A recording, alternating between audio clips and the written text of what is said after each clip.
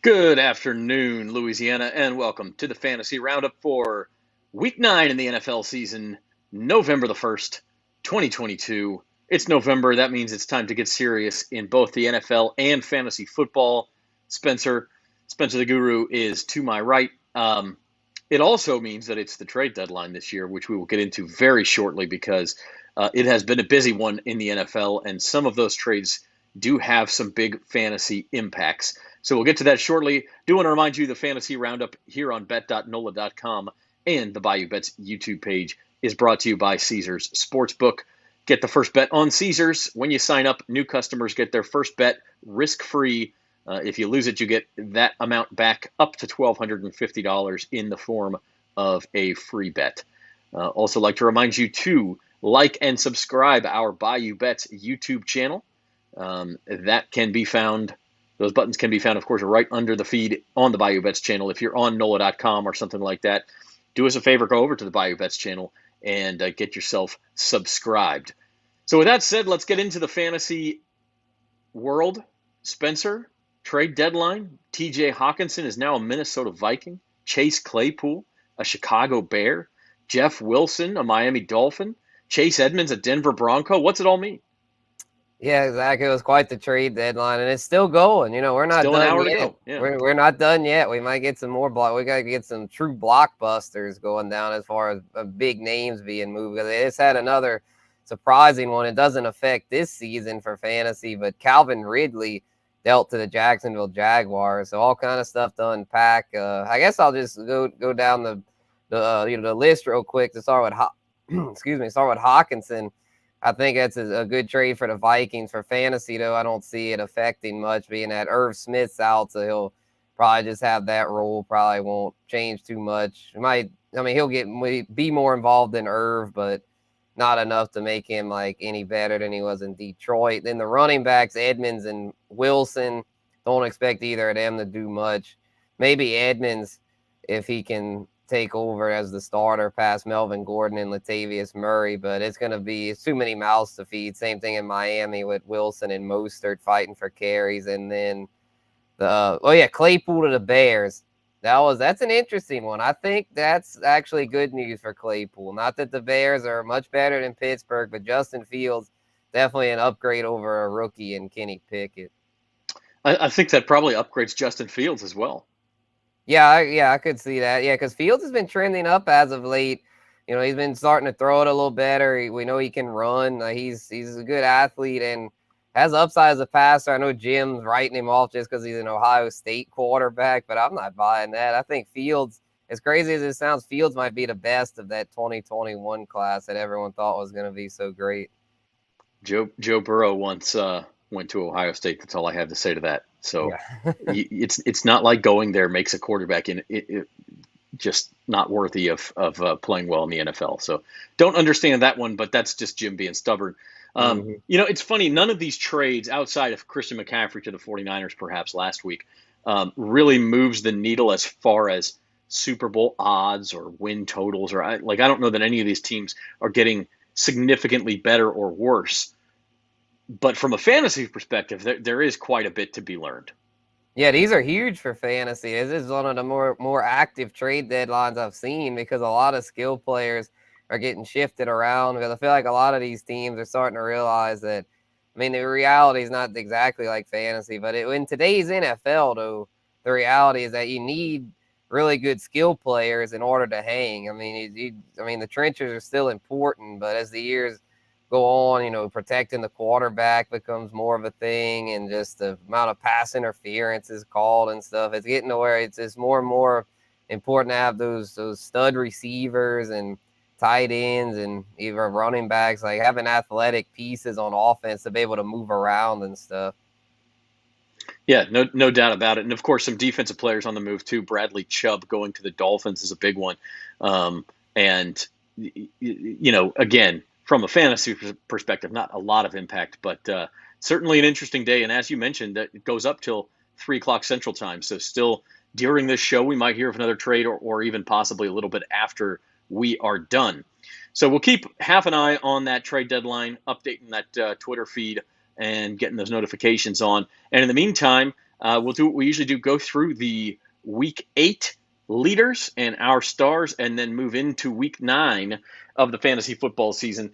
Top scoring quarterbacks in Week 8, Spencer. There's a theme here. All of these guys can run. And they didn't actually. In fact, Jalen Hurts only ran for 19 yards, still put up 28.4 points. I think Tua only ran for like 10 yards. The other three guys ran more. But it certainly just shows the value of having a guy who's willing to tuck it and run at times.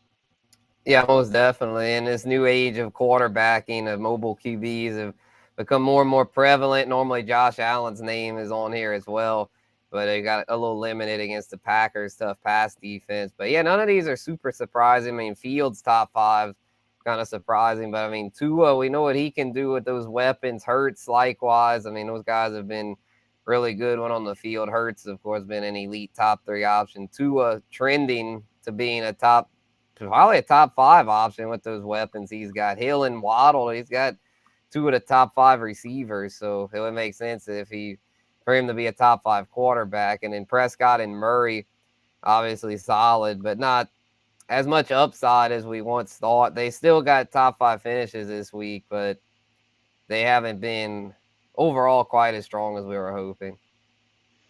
In the running back side of things, a huge weekend in fantasy. The top 3 names, it's like a throwback to 2018. Yeah.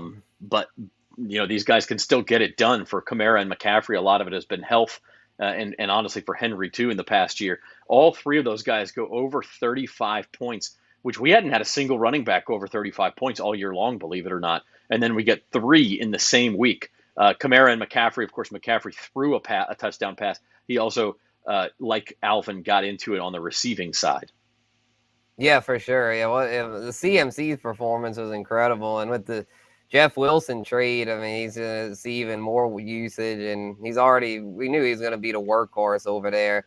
I mean, Kyle Shanahan's not an idiot. He knew if we're acquiring CMC, we're going to feed this man. And sure enough, he's done it all, even did the trickery with the pass there. And then Kamara's usage was really encouraging. It's taking Pete Carmichael a little while to wake up, but he finally got Kamara, made him just peppered him with targets and carries. And with Mark Ingram out now, should see even more usage. So, I mean, health's obviously the key with these guys, but if they can stay out there, then you've got yourself top 5 running backs. We'll talk more about this on Bayou Bets on 4 o'clock on Thursday, but I actually think that Pete Carmichael has gotten a little bit of a bum rap this year. I think he's done a pretty darn good job. That offense, considering the players who have been out and considering the state of that offensive line, the offense has been great. I mean, it hasn't been great, but considering the circumstances, I think it's been just fine. If the Saints can right the ship on defense, they may have something this year. Yeah, they've been dealt a bad hand for sure. And then, the defense really turned it around. So, yeah, that's I know it's a fantasy show, so I don't want to, but I'm just going to say this. If the Saints defense can, like you said, turn it around, that's the biggest key, because that's their identity, really. I mean, the offense just doesn't have enough firepower, I don't think, to carry them. But if the defense can get back to doing what they did Sunday, then they could easily win the South. I mean, the Saints are second in the NFC in points scored, third in the NFL in total yardage. I mean, like, the offense, you can't look at those stats and say, boy, they need to figure out how to move the ball. Early in the year, yeah, it was a little bit of a problem. Tampa Bay, Carolina games, no doubt about it. But really, since that London game against Minnesota, this offense has been good enough to win just about every game. The Cardinals game, the turnovers obviously are a part of that equation too. But I think the offense is in a pretty good spot for the Saints, and we'll talk more about that a little later. Top scoring wide receivers, another pretty big week for some guys, and it was a weekend for big names. For sure. Yeah, DeAndre Hopkins was the biggest takeaway for me here, as far as he's back to being an elite WR1. I wasn't expecting that. I was thinking he'd do pretty well in his return, but he's really taking advantage of Hollywood Brown's absence, as Kyler Murray's a guy that really leans on one target, and Hopkins is now his volume guy. Yeah, and you could pick worse guys than him to go to a lot too. And I liked DeAndre Hopkins a lot last week. I had the over on his receiving total at like 75, and he doubled it. That was obviously a great matchup for the Cardinals, because that was going to be a shootout against Minnesota. So we'll see going forward. But good things for Hopkins. And also another team I really liked last week. I said in DFS, I love the Dolphins stack. You saw Tua was the number one quarterback. Tyreek Hill and Jalen Waddle, both in the top 5 among receivers. DJ Moore, that was penalty, surprising. Man. I don't understand that penalty. I mean, a lot of that is Yeah. catching a Hail Mary. That's, what is that, 12, 13 points right there. So that will help. Tight ends, a weird week for tight ends. You likely didn't see this coming, am I right? Yeah.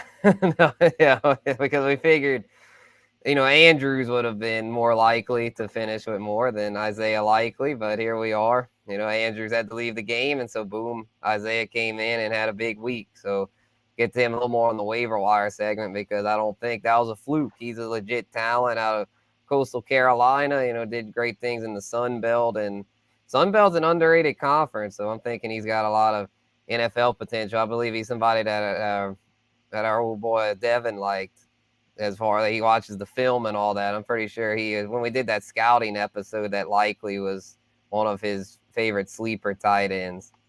I find it likely that Devin Jackson would know about this guy. Yeah. Sorry, I'm done. I do think Mark Andrews, John Harbaugh said today he expects him back for the Monday night game in the Superdome. So we'll talk about that in just a second when we do our waiver wire report for Week 9. First off, our stars of the week for Week 8, Spencer. And we talked about both these guys a little bit already, but you went with A.J. Brown. Yeah, I had to go with A.J. Didn't really get to him too much on the receiver list, so I'll talk him up now, saying that he outscored all the receivers by nearly 6 points and had a hat trick of touchdowns there, and really took advantage of the matchup. Somebody I liked, they had a lot of props I liked this week. Did really well picking props. His over was one I liked, and it went way over the over-under line. I think he doubled it there with 156 yards. And if you feel like this isn't a fluke, his best performance of the year against a bad secondary, but I think this will be a launching point for him to finish as a top 10 receiver. It'll be tough for him to crack the top 5, being that there's so many studs this year, but I definitely think he's top 10 and living up to his high ADP, which a lot of people are skeptical of, being that he's switching to Jalen Hurts. But to me, Jalen Hurts is an upgrade over what he had in Tennessee. Jalen Hurts is turning into a legitimate star, and he's been doubted pretty much every step of the way, but it's been fantastic. By the way, if you have a fantasy question or comment about how your league is going, feel free to leave it, and the guru will answer your questions, give his advice, and we'll move forward from there.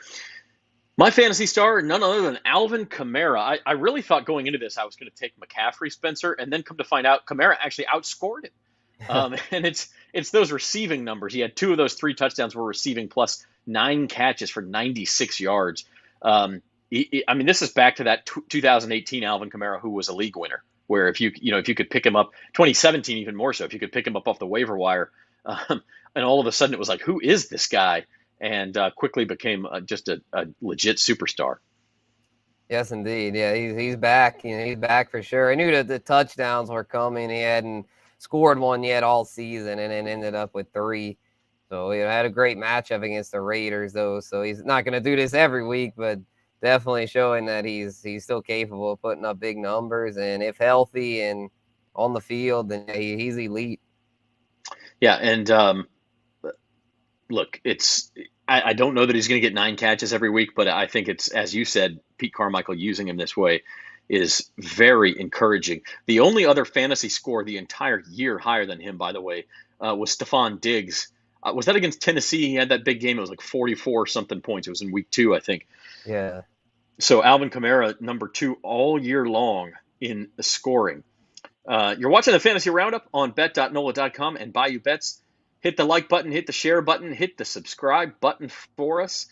Spencer and I are with you for another 15, 20 minutes here. We'll take your questions, take your comments. It was a big week, Spencer, in the Listener League. The Bayou Bets Listener League was fantastic this week. You took on, you might have the best matchup of the week. The Guru squad took on Boom, Down Goes the Guru, and you were down most of the week. And then Nick Chubb came up big for you last night. Woo, let's go. Yeah, I had to defend my honor there. Yeah, facing Boom, Down Goes the Guru. Well, boom, down goes you, because we got the dub. Okay, business back in the playoff hunt, man. That was so fun. I was worried, like, man, I'm really gonna lose to my rival here, but hey, got it done. And yeah, Yeah, Let's go. that's fantastic. And then there was a battle for last place. Uncle Big Nick won the battle of the cellar dwellers, so he's no longer in last place. He beat Team Camp. And I felt the power of Bucktown Rebel this week. I didn't have a great week anyway. I think you and Boom Down Goes the Guru actually had the two highest scores of the week, and then Bucktown might have been third. And so he stays undefeated, took me out, and you are now within a game of me for the final playoff spot. Right. Yeah. Yeah. Shout out to Tommy, for, boom down goes the guru, dude. Because, I mean, he really gave me a run for my money there. So, just talking smack. But, yeah, that good game, man. That's what it's all about. And then, yeah, only one game out of the playoffs. I was, I didn't know who. I guess that was best for me to root for Bucktown. I mean, I don't want him to run the table, but if he does, well, he's probably more vulnerable in the playoffs. So, and then it Yeah. might be me and you, Zach, for fighting it out for that last spot. I think we could maybe still both get in if if either Bama or Monica or Manoka, I'm not sure how he says it, if one of them would collapse. But, man, it's going to be interesting, man. This thing's getting tight. Yeah, it certainly looks like five of us for four spots is the most likely outcome. Still only halfway through the season, a little more than halfway now. So we'll see what happens. It's been a fun league, and those Saints Panthers tickets waiting for the winner in Week 18. Moving on to Week 9, we do have a comment here. Joffrey says, should I trade Dameon Pierce and Mooney for Jonathan Taylor? That's tough, man. I don't know. I mean, Taylor's been so banged up this year. He had another injury. I would see what they do with Naheem Hines, because Hines was really involved.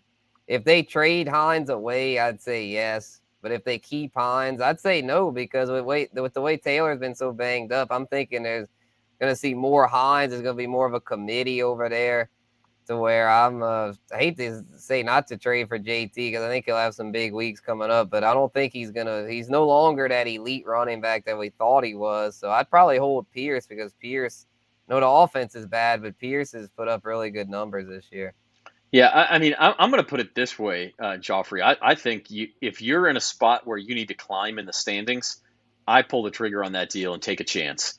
See if Jonathan Taylor can get back to full health. The Colts may give him a lot of carries down the stretch. If you're sitting in a good spot, you're second or third in your league, you're going to make the playoffs. I don't see the need to do that. But if it's a situation where you need to shake things up, I don't think you're getting bad value there. You are rolling the dice a little bit with Taylor's usage and his injury. But that's where I would come down on that one. That's fair. Week nine waiver wire targets. I don't know, Spencer. Taylor Heineke. Ah, man. Matchup. I don't know. I mean, it's just one of those things where it's the matchup, and he's done better lately. I know he's a backup, was the backup to Wentz, but going against the Vikings, I feel like he's going to put up some points. I know the trendy pick right now is Justin Fields, and he's got a good matchup too.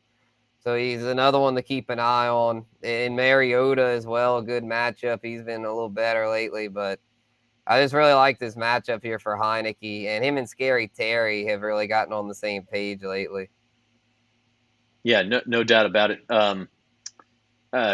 Elsewhere, Kyron Williams of the Rams is supposedly healthy and coming back now. And so that backfield has a big void. So you think he could fill it? Yeah, I think so. It's kind of this is a rough week for the waiver wire, as evidenced by these names on here. No big names, all kind of like low key options, because with 6 teams on bye week, this is bye Mageddon. We're back to bye Mageddon this week. And so it's tough sledding out there, but these are the kind of names you need to monitor. And Kyron Williams definitely one of those, because I really don't see Ronnie Rivers being the primary back there for the Rams. I'm thinking it might be Williams when he comes back, because Cam Akers he's out in the doghouse. Darrell Henderson isn't the primary back, so who knows? It might be Kyron. And then Terrace Marshall I like as a deep league stash, or even in smaller leagues, he's starting to emerge there. Like P.J. Walker's throwing it more in Carolina, so I'm thinking Marshall, pretty trendy ad there, LSU boy. And then Isaiah Likely, we talked about him earlier. If Andrews is out, he's a must start. And even if Andrews plays, I still like him, because with Rashad Bateman's injury. Yeah, Rashad Bateman out, and that's a good segue into the he's got to go. Rashad Bateman with an injury that's supposed to cost him multiple weeks, so you see no need to hang on to him. So just to clarify, though, Spencer, Derek Carr, you're saying you would drop Derek Carr for Taylor Heineke? Oh yeah, for this week, definitely. Yeah, it's Heineke, Fields, Mariota. You know, I'm done with Carr. I mean, that's all I needed to see. I mean, the Saints defense has not been very good this year, and I mean, he couldn't do anything against them. I mean, it was an embarrassment. Their best drive was Jarrett Stidham in garbage time at the end. I mean, the Carr stinks, man. It's just, I mean, they thought the Adams addition would help, which it has overall, but I mean, he faces Jacksonville this week, who's been pretty solid on defense. So I usually put 4 on there. You know, there wasn't quite as many names that I felt had to go, but Carr definitely won, and then Bateman because of the injury. Yeah, and you know that I'm a Derek Carr fan, but 5 out of 7 weeks he's been over 240 yards. 4 out of 7 weeks he's thrown for at least 2 touchdown passes. I still think long term he's a guy worthwhile, but to your point, I mean, if you drop him, chances are if you need him back in a couple of weeks, no one else is going to run out and grab him. You're so right, you can kind of play those quarterback musical chairs, if you will. So that's you got to go for this week. Do have a question from Minix, a second opinion. Should I trade Swift and Pierce for Kupp? That would be a blockbuster. Yes. He's already got Eckler and Kenneth Walker, so very deep at running back here. I don't know. What do you think, Spencer? Oh, yeah, I definitely would. I mean, that's the kind of risk you got to take because Cooper Kupp, I know he's coming off a little ankle injury, but didn't look like anything serious to where you got to do it because Kupp gives you such a positional advantage.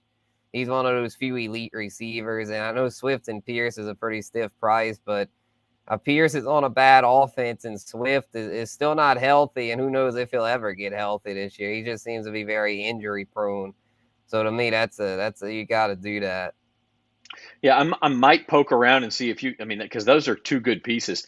Could you get a Diggs or a Jefferson? I mean, maybe a guy because just because of the injury situation with Kupp. But if not, I do it too. I mean, you're buying low on Cooper Kupp, and that's what you want to do. Yeah. Moving on to Week 9 DFS. I'll go first.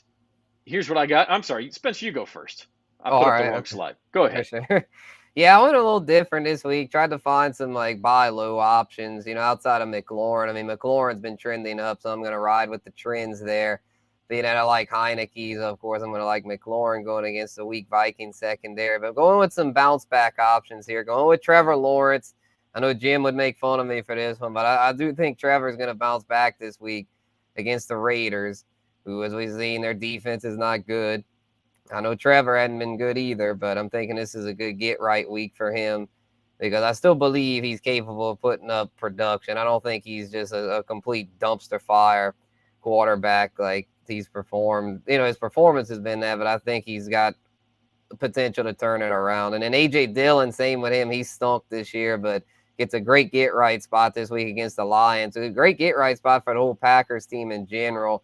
I was thinking the Lions could pull the upset, but the way they've been, I mean, they traded Hockenson. Their defense stinks. I think this will be the get-right week for Green Bay. And then Hayden Hurst has a good matchup. I forgot who they were playing, but I like the matchup. And with Jamar Chase out, he should see more targets. Oh, yeah, Carolina. They're not good against the tight end. No, I agree with that, and I agree with your take on the Packers. In fact, you're looking for values, man. Aaron Rodgers hasn't been under 6,000 in years. And I really do think he and Romeo Doubs, look, after not targeting him at all against Washington, he went back to him a few times in Buffalo.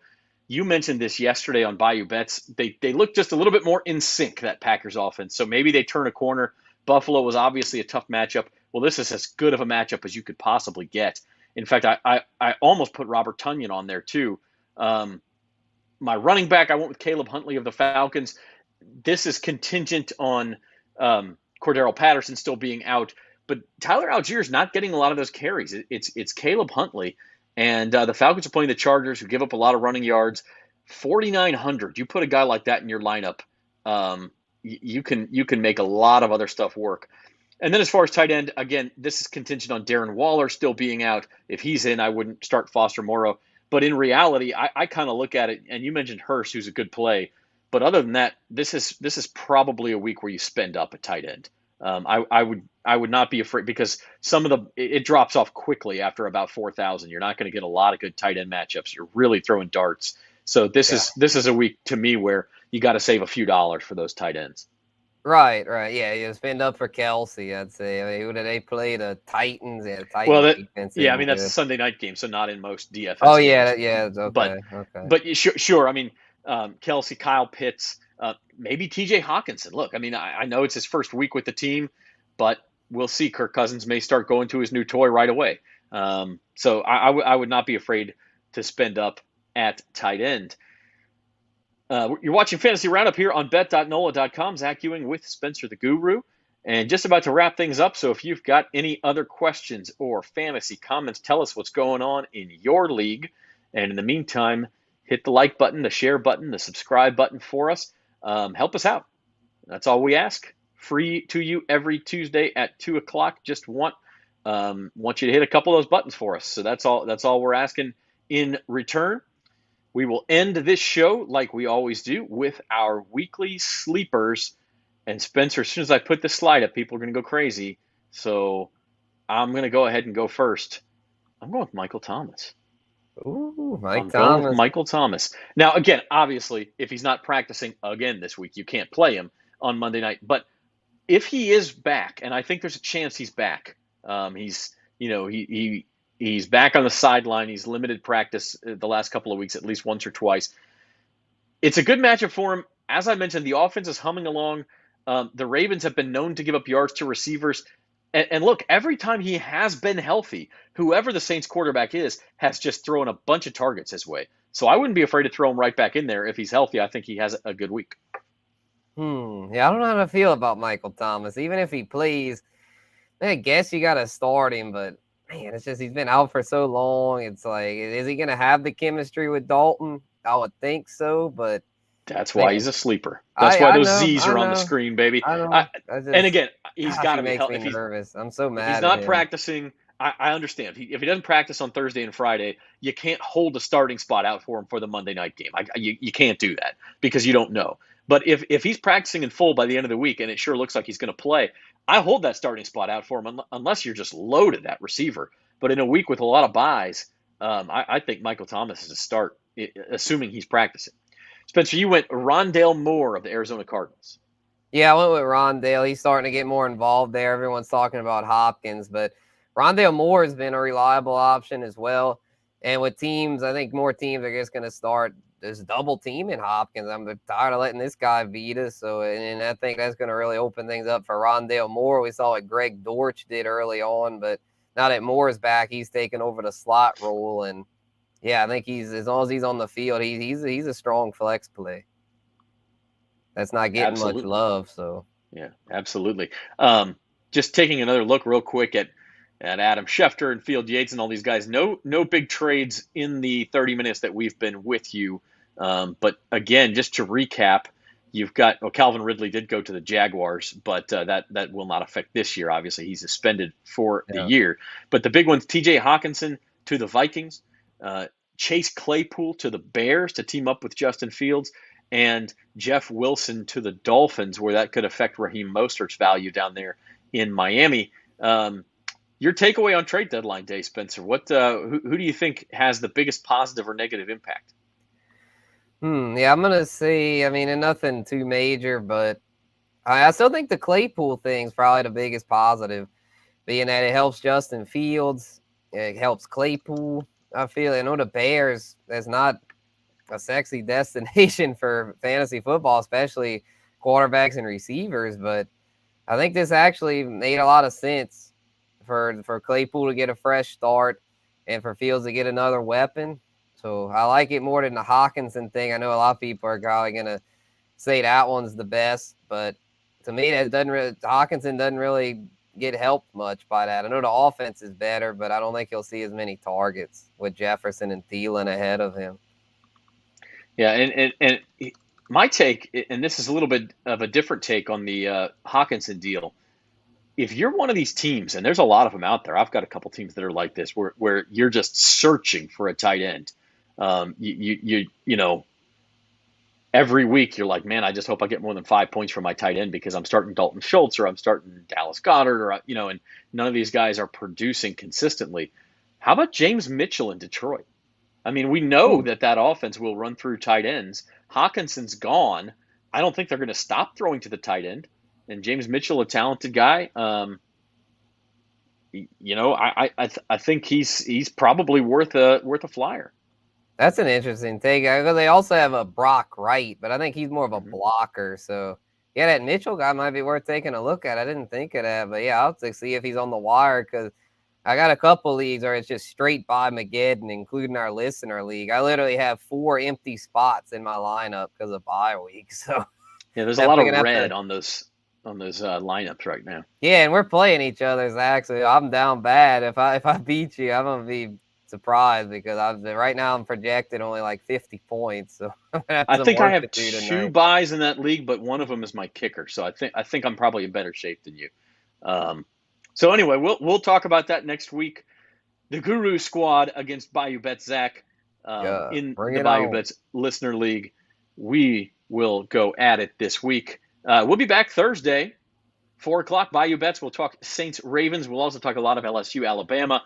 Coming up a big football weekend in South Louisiana. Very exciting. And we'll also talk our takes on the rest of the trade deadline if anything should happen here in these last 30 minutes. And then we'll be back same time, same place next week, 2 o'clock. Fantasy Roundup for Spencer the Guru and the rest of our crew at the Bayou Bets. Thanks for watching, everybody.